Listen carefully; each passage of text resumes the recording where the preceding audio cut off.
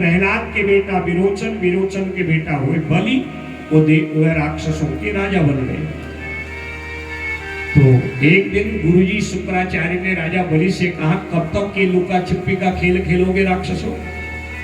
इसलिए यदि तुमको देवताओं से प्रभावशाली बनना है तो तू यज्ञ कर। और तब राजा बलि ने ब्राह्मणों को बुलाया। वो जानता है ब्राह्मणों का जिस पर आशीर्वाद होता है उसको कोई पराजित नहीं कर सकता। इतनी दक्षिणा, इतना भोजन, इतना वस्त्र देता ब्राह्मण, आशीर्वाद देते थे। और ब्राह्मणों के आशीर्वाद से इसको एक तेजो में रथ मिला। राजा बलि उस रथ में बैठ के जाता था, देवता आंख बंद कर लेते थे। इतना प्रभावशाली तेजो में रथ। गुरु जी ने कहा, चेला ऐसे नहीं, 100 यज्ञ करके इंद्र ही बन जाओ, लुका छिपी का खेल कर दो। अब कथा बड़ी लंबी है, मैं आपको सूत्रात्मक विधि से कन्हैया जी को भी लाना है। अभी तो राम आएंगे तब श्याम आएंगे। और तब दक्षिण भारत नर्मदा नदी के किनारे राजा ने एक एक करके 99 यज्ञ पूर्ण किए राजा बलि ने। और 100वें यज्ञ में गुरु जी से कहा, महाराज अब कमी नहीं रहनी चाहिए। इतना दान किया, जो जो मांगे सो देता था। वो जानता था यदि थोड़ी सी न्यूनता देने में कर दी तो यज्ञ का सारा फल नष्ट हो जाएगा। क्योंकि जो यज्ञ में दरिद्रता करते हैं उनके घर में लक्ष्मी संपत्ति नहीं, दरिद्र नारायण ही आते हैं। सब कुछ होके भी दीनता ही रहती है। देवता घबरा गए, कहीं राजा बलि का यज्ञ पूरा हो गया तो हमें भागना पड़ेगा। देवता गए गंगा नदी के किनारे और बलि नर्मदा नदी के किनारे 100वां यज्ञ कर रहा है।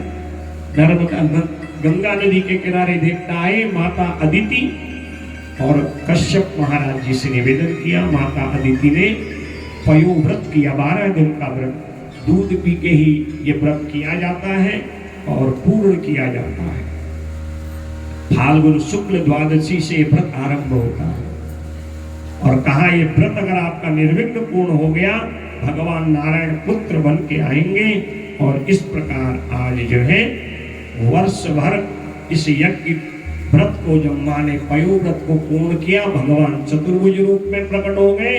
और कहा क्या चाहिए? कहा बेटा रूप में आप आ जाइए और आप ही तो हमें चाहिए। और उसी समय भगवान भाद्र शुक्ल द्वादशी मध्याह्न के 12 बजे 8 वर्ष के वामन के रूप में प्रकट हो। बोले वामन भगवान की जय हो। और जो ही वामन भगवान को देखा आनंद हो गए।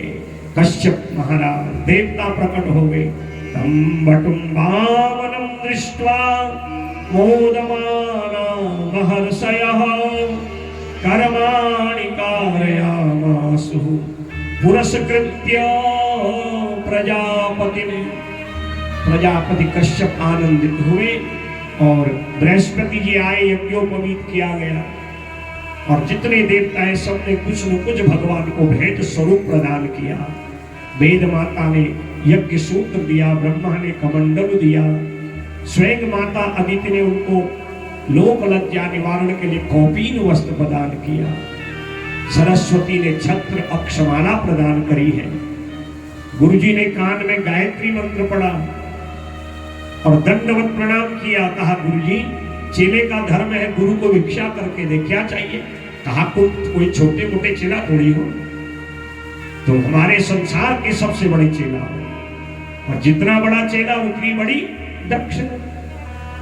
इसलिए यदि हमें देना है 3 लोक हमें दे दो, तब हम कहेंगे आप हमारे चेले। कहा प्रभु गुरुजी जैसी आपकी आज्ञा। 100वां यज्ञ पूर्णाहुति की ओर जाने वाला है। और इधर भगवान वामन छत्र दंड कमंडलु माला लेते भगवान के नाम का स्मरण करते पहुंच गए। द्वार पर आए हुए उस अद्भुत ब्राह्मण को देख करके बलि कहता गुरुजी रुकिए रुकिए, मैंने इतना दान किया, इतने ब्राह्मणों को देखा, पर ऐसा अद्भुत ब्राह्मण आज तक नहीं देखा। शुक्राचार्य जी कान में फुसफुस करने लगे, ये कोई साधारण ब्राह्मण नहीं है, ये त्रिलोकीनाथ है। अरे ये तेरा यज्ञ अधूरा करने आया है। कहता है गुरुजी कैसी बात करते हो? यज्ञ ही नारायण के लिए किया जाता है, और जब नारायण ही यज्ञ में आए वो यज्ञ अधूरा कहाँ, वो तो यज्ञ पूर्ण हो जाता है। कहा गुरु जी आपसे बाद में बात करूंगा। पत्नी विद्यावली बिटिया रत्नावली को लेकर द्वार पे खड़ा हो गया। सारे जो है सोने की परात है, सोने का गड़ुआ, गंगा जल, सुंदर माला, आसन आदि लेकर के स्वागतम ते नमस्तुभ्यं ब्रह्मन् किं करवामते ब्रह्मर्षीणां तपः साक्षात् मन्ये तय्यर्वपुर्धरम्। स्वागत की परंपरा पहले की है, शास्त्रीय परंपरा है स्वागत करना।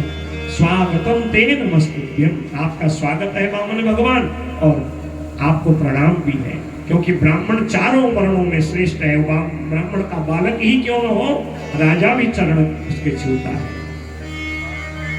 क्या करूं आपके लिए, चरण धोए, आसन लिया और कहा क्या चाहिए आपको। गोदान यदि आप चाहते हैं तो सींग सोने का मड़के जो है, सींग पर सोना मड़के, चांदी जो है खुर पे लगा के, रेशमी वस्त्र और घड़ा बरबड़ करके दूध देने वाली गैया दूंगा। अगर भवन चाहिए, राजमहल से सुसज्जित अधिक जो है भवन दूंगा। वामन भगवान कहते हैं अरे राजा थोड़ी सांस तो लेने दे। नहीं नहीं महाराज आप कहिए। अब समझा आप क्यों नहीं बोल रहे, क्योंकि आप बोने बोने हो, सब कुछ है और घर चलाने वाली ब्राह्मणी नहीं है। आप आज्ञा दीजिए, तीनों लोकों में जाऊंगा, आपकी जैसी बोनी ब्राह्मणी ढूंढ के आपका ब्याह करूंगा। यद यद वचो यद यद पटो वांछसि तत्प्रतीक्षा। आप कहो तो सही। इतना भावुक हो गया ना महाराज, अपने आप को रोक नहीं पा रहा भगवान को देख कर। यही तो भक्तों की विशेषता है। भगवान कहते कुछ नहीं चाहिए। क्या चाहिए? पदानि तीनि दैत्येन्द्र संमितानि पदाम। अरे ब्राह्मण को क्या चाहिए? 5 मुट्ठी भिक्षा, 3 पग भूमि संध्या पूजा के लिए, बस। भगवान कहते अच्छा, बस कह के अहंकार करता देना। जब संकल्प किया 3 पग का संकल्प हुआ, कहते कहां से नापू। और जब भगवान नापने गए ना, तो अपने विराट रूप को उन्होंने प्रदर्शित कर दिया। बोले विराट भगवान की, जो विराट रूप कुरुक्षेत्र में अर्जुन को दिखाया था।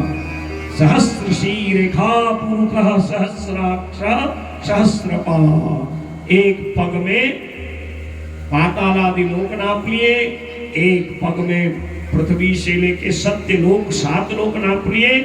कहा 2 ही पग है। अपने पार्षदों को बुलाया, कहा बांधो इस बलि को। झूठ बोलता है, 3 पग का दान करता है, देता 2 पग है।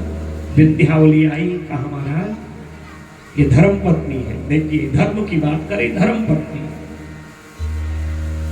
कहा अभी आप बचे हो, ये मैं करके बुद्धि बिगड़ गई, अपने को न पालो। तब राजा बलि कहता है धन्य है देवी। कहता है प्रभु आप बोलो, आपको अपना वचन पूरा करता हूं। क्योंकि जो वचन पूरा नहीं करते वो तो नरक जाते, पितर भी नरक जाते हैं। इसलिए अभी मैं बचा।